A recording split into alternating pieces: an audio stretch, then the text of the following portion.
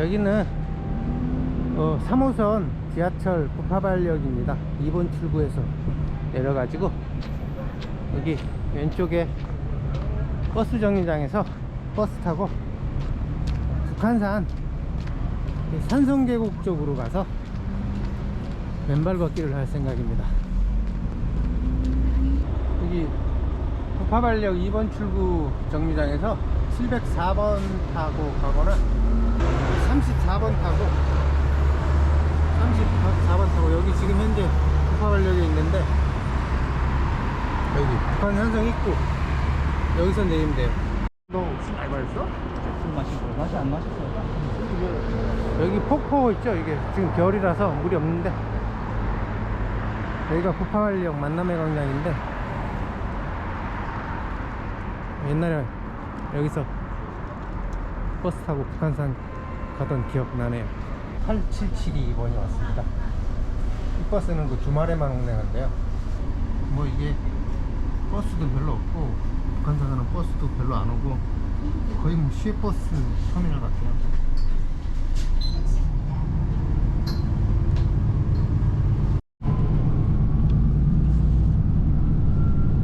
북한산 봉우리들이 아주 멋지게 보이네요. 북한 산성 입구입니다. 다음 정류소는 북한산 입구입니다. 북한산성 입구 정류장에서 내려서 그럼 바로 북한산성 계곡 입구죠. 여기가 입구죠.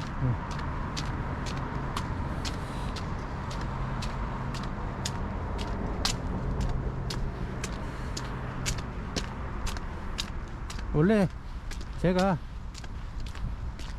가을하고 겨울을 싫어했는데 이 맨발 걷기 하면서 이젠 둘 다 좋아졌어요. 가을에는 단풍 구경하느라고 가을이 좋아졌고 겨울에는 또 이게 햇살이 눈가를 스치는 햇살이 이게 그게 일자의 빛 같아 가지고 또 겨울도 좋아하게 되고 그러니까 이젠 사계절이 다 좋네요. 맨발 걷기 하다 보니까 자연이 흙하고 자연을 찾게 되고 이젠 인공적인 게 싫고 자연이 제일 좋네요. 이게 자연이 우주 전체가 내 집인 것 같아요.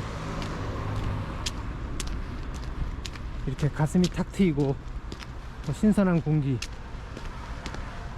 이 기분이 어디게 뭐 개인이 등기된 개인 소유가 아니잖아요. 사유재산이 아니잖아요. 먼저 누리는 놈이 임자죠. 내 거라고 해도 뭐 시비 걸 놈 없죠. 요즘 이 카발라에 대해서 얘기하니까 유튜브 조회수가 급격하게 떨어졌어요. 안 그래도 재미없는데 이게 카발들에 대해서 얘기하니까 더 안 보는 것 같아요. 근데 제가 카발라에 대해서 말하는 이유가 이게 영지주의하고 아주 유사하기 때문에 하기도 하는데 사실은 주 목적은 그게 아니고 이 카발라가 근대 사상의 기원이기 때문에 얘기하는 거예요.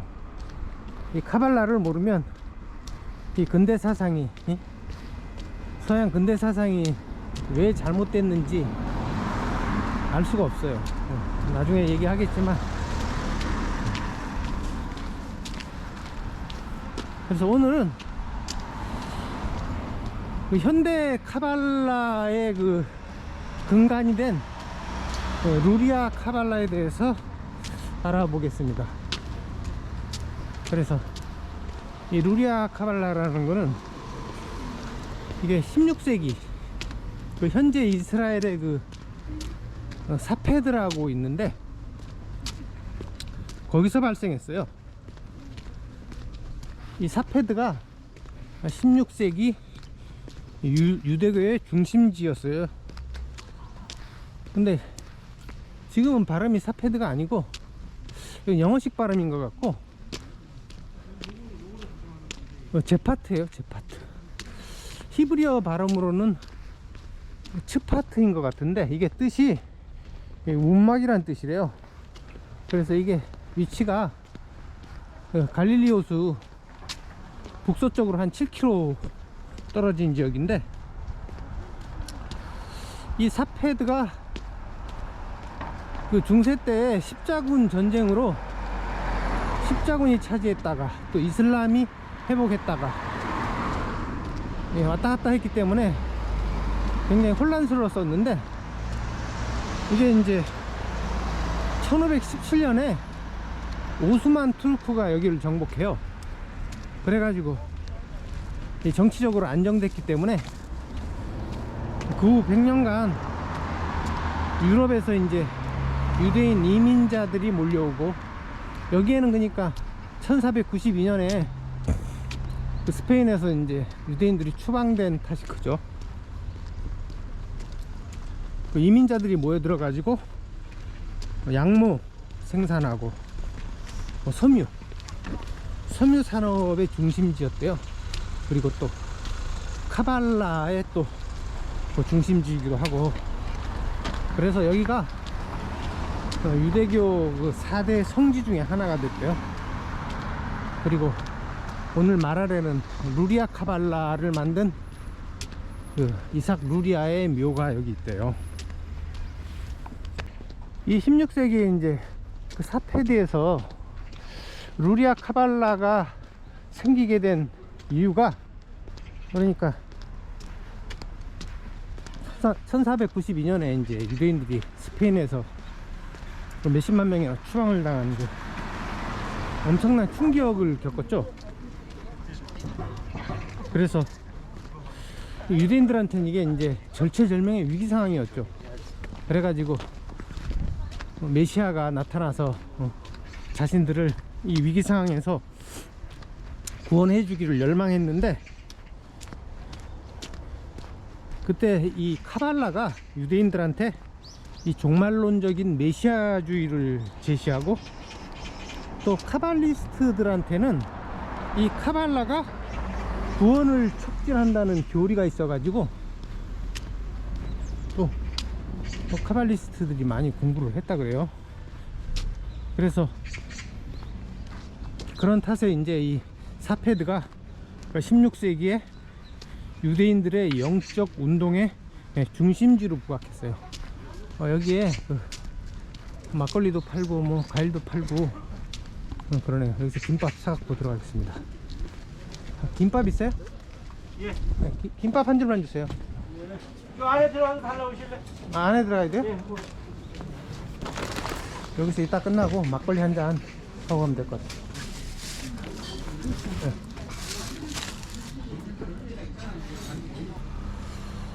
그러니까 그 16세기에 그 스페인에서 추방된 유대인들이 그 갈릴리에서, 갈릴리 호수 근처에서 메시아가 나타나고, 그리고 그 전에 직전에 이제 최후의 심판이 있을 것으로 믿었대요. 여기 북한산성 탐방지원센터, 옛날에 많이 왔던 데인데 오랜만에 오네요. 작년에 가을에 한번 여기 오긴 왔었는데 등산하러 온 건 아니고 그냥 그 계곡에만 그냥 살짝 들렀다 왔다 갔어요.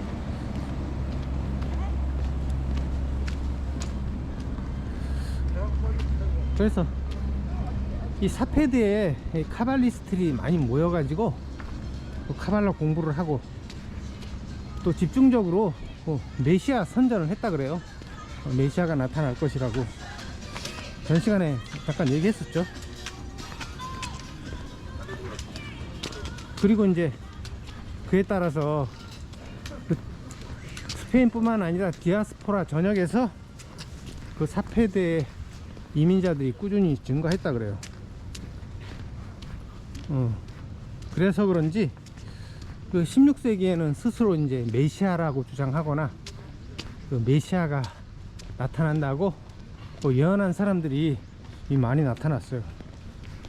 그래서 오늘 소개하려는 그 루리아 카발라를 만든 이삭 루리아, 그리고 그 제자가 하임 비탈이라고 있는데, 이 두 사람도 이제 그 제자들이나 스스로 메시아라고 생각했던 것 같고, 그리고 전 시간에 소개했었죠. 여기로 가야 돼요. 여기로 왼쪽으로 계곡 쪽으로 가겠습니다. 오른쪽으로 가면 도로에 도로. 이 계곡 쪽으로 가면 흙길이 나오니까 거기서 적당한 곳에서 맨발로 걷도록 하겠습니다. 전 시간에 얘기했듯이 그 멜키오르 호프만이라는 유대인이 1533년에 메시아가 올 것이라고 예언을 했고, 그 다음에 솔로몬 몰코라는 또 유대인도 1535년에 그 메시아가 올 것이라고 예언을 했죠. 찾아보면 상당히 많을 거예요. 그 이삭 루리아라는 사람을 보면은, 이 사람은 이제 1534년에 태어나서 1572년에 그 38의 나이로 죽은 그 랍비인데, 이 사람이 굉장한 천재였다 그래요. 그래서 엄청난 숭배를 받은 거의 역대 최고의 랍비 중에 하나인데, 이 사람을 약칭으로 아리라고 불러요. 옛날 필름 카메라 중에 아리 카메라가 제일 유명했었는데, 여기서 딴 건지도 모르겠어요. 근데 아리 카메라는 알이 두 개죠.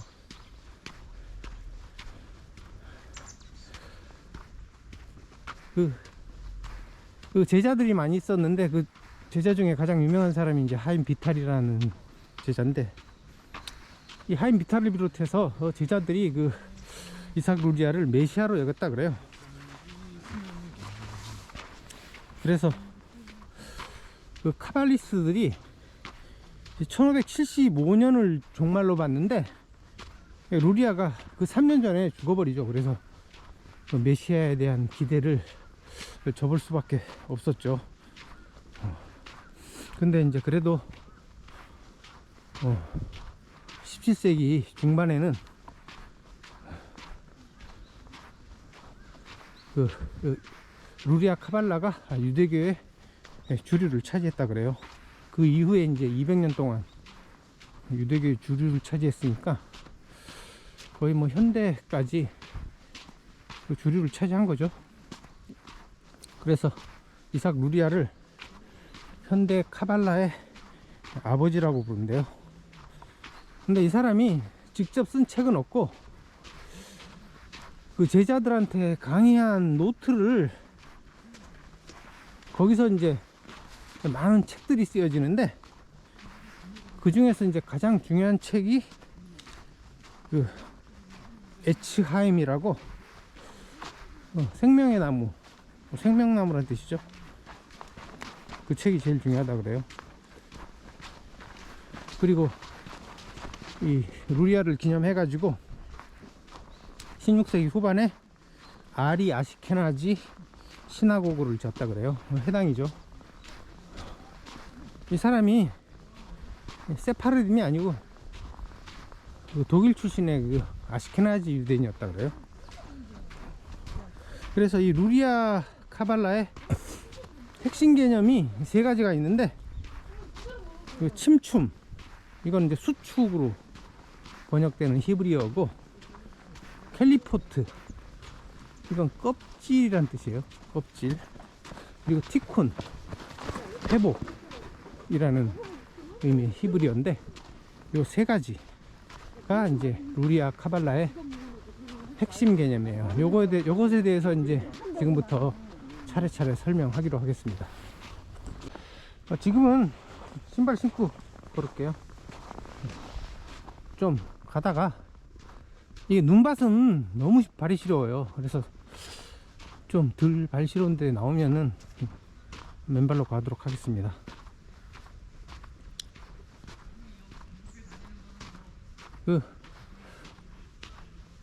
루리아 카발라의 그 핵심 개념 세 가지 중에 그 침춤, 이걸 수축이라고 번역하는데, 수축 또는 후퇴, 이게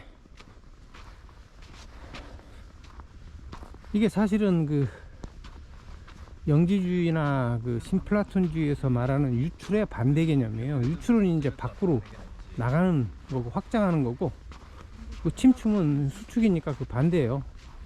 그래서 이게 이제 12세기 그 카발라 문헌 중에 바이르라고 있었다 그랬죠. 거기서 처음 나타나는 개념인데, 이걸 이제 루리아가 도입을 해요. 왜 도입하냐 하면, 이게 이제 영지주의나 신플라톤주의에서 이제 그 모나드나 일자가 거기서 모든 것들이 유출된다고 하는데, 근데 또 그 신플라톤주의에서는 일자가 모든 것이라고 하거든요. 일자에서 모든 것이 나오는데 또 모든 것이 일자 하나 있다 그래요. 이게 모순적이죠 이게. 그러면은 여기서 의문이 들죠 하나. 그러면 모든 것은 일자 안에 있나 밖에 있나, 이런 의문이 들어요. 공간적으로. 그러니까 모든 것은 일자에서 유출되었는데, 일자 그럼 안에 있는 것이냐 밖에 있는 것이냐, 이 의문에 대해서 이제 루리아는 그 아인소프가 맨 처음에 수축을 먼저 했다 그래요. 수축을 해가지고 자신의 바깥에 공간을 만들었다 그래요. 유출할 공간이 있어야지 거기서 유출물들이 거기에 위치하게 되죠. 그 아인소프가 맨 처음에 이제 수축을 해가지고 원시 공간 테이루라는 걸 만든다 그래요. 그래서 이제 그 다음에 이제 유출을 통해서 그 원시 공간 테이루의 그 모든 존재들을 만든다는, 유출한다는 얘기죠. 근데 이게 유출이라는 개념이 이게 물리적인 개념이 아니라 상징적인 개념인데, 유대인들은 모든 걸 그 유물론적으로 생각을 해요. 굉장히 단순하게 생각하죠 이게. 그래서 그 유출은 이 사람들은 직사광이라고 보고, 그러니까 그 아인소프에서 나오는 직사광이 유출이고, 직사광이 있으면 반사광이 있어야 되지 않냐. 이 반사광이 이제 수축 개념이죠. 침춤이 이제 반사광 개념이고, 이 유출은 그러니까 이게 선이 거기서 유출된다고 보고, 이 반사광 침춤은 악의 근원이라고 해요. 그래서 그 딘이라는 개념이 있는데, 딘이 이제 히브리어로 신성한 개념이란 뜻인데, 이게 이제 반사광에서 나온 것이고, 이것이 이제 악의 근원이라고 해요. 나중에 이제 그 가자의 나단이라는 랍비가 나오는데, 그 17세기에 이 사람이 그 아인소프에서 나오는 빛 중에서도 그 몰지각한 빛이 있대요. 빛이라고 다 같은 빛이 아니라 생각이 있는 빛이 있고 생각이 없는 빛으로 나누는데, 이게 이제 직사광 반사광 개념을 그대로 이어받은 거죠. 그래서 이 유출뿐만 아니라 이 수축도 하나님이 자신을 조물주로 계시하는 두 가지 원칙이라고 해요. 미끄러워. 미끄러질 뻔했다. 등산화 신고 왔는데도 이게 얼음이 얼은 곳은 이게 미끄러워 가지고 넘어질 뻔했어요. 좀 이따가 밥 먹고 그 아이젠을 쳐야겠어요. 그래서 이 두 원칙, 그러니까 유출과 수축이 그 유출의 모든 단계에서 작용한다 그래요. 그래서 이것은 신이 들이쉬고 내쉬는 신의 리듬이다. 신의 리듬이라고 얘기해요. 그래서 이 모든 것은, 모든 존재는 이러한 유출과 수축의 조합으로 존재한다 그래요. 여기서 이제 변증법이 나오는 거죠. 이 변증법이 이제 유대인들 철학에서는 굉장히 중요한, 가장 중요한 개념이죠. 이게 이제 나중에 그 분열과 지배 전략의 핵심이죠. 이게. 근데 이 침충 개념이 당시 16세기 그 유대인들한테 엄청난 호응을 얻었어요. 그러니까 이게 침충이 그 유대인들의 추방을 상징하는 거예요, 이게. 그래서 그 스페인에서 추방된 유대인들이나 그 디아스포라에 있는 유대인들이 여기에 폭발적으로 공감을 한 거죠. 우리도 그러니까 어떤 시험에서 떨어지거나 대학 시험에서 떨어지거나 실패한 사람들한테 위로하는 말이 있잖아요. 이것은 2보 전진을 위한 1보 후퇴라고 그렇게 위로하는 말 있잖아요. 그거하고 비슷한 거죠. 그러니까 뭔가 큰 일을 하려면은 실패도 있어야지 큰 일을 할 수 있다. 이런 개념으로 이제 그 스페인에서 추방된 유대인들하고 그 구원을 열망하는 유대인들한테 위로를 준 거죠. 이게 여기 절터인데 지금 짓고 있어요. 여기서 잠깐 아까 산 김밥이나 먹고 가야겠습니다. 아까 계곡 입구에서 산 김밥인데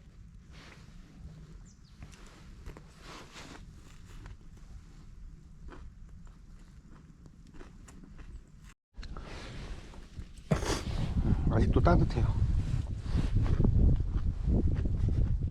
이 계곡이 북한산에서 제일 큰 계곡인데, 주계곡인데 등산객도 별로 없고 썰렁하네요. 아까 버스도 안 오고 이상하네 분위기가.